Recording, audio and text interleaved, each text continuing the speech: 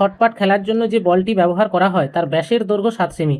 যে বলটা ব্যবহার করা হয় সেটা গোলক হয়, তার ব্যাসের দৈর্ঘ্য বলা আছে 7 সেমি। বলটিতে কত ঘন সেমি লোহা আছে?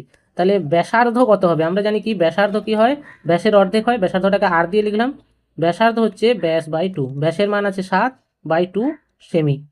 এবার বলেছে কত ঘন সেমি লোহা আছে। ঘন সেমি মানে কি আয়তনের একক হয় ঘন সেমি।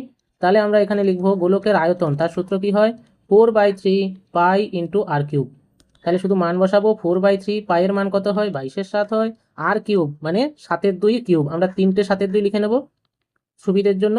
আর দেখো 3টে সেমিকে গুণ করেছি, তাহলে এর একক কি হবে ঘন সেমি।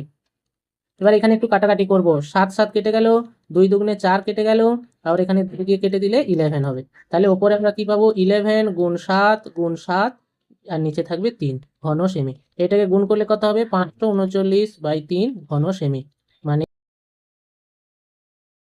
179.2-3 ঘন সেমি।